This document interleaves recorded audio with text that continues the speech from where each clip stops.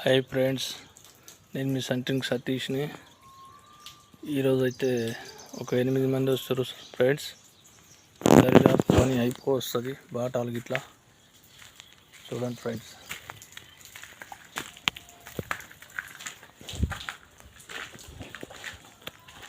ఒక 8 మంది వస్తున్నాం ఫ్రెండ్స్. ఇవాళ ఎంత తీసి పైకి వేస్తాం ఫ్రెండ్స్. డబ్బాలు ఇవన్నీ దగ్గర పెట్టుకున్నాం ఫ్రెండ్స్. మాకైతే వీడియో చేస్తుందో చేయట్లేదో మీరు మాకు చెప్పమని అడుగుతున్నాం ఫ్రెండ్స్.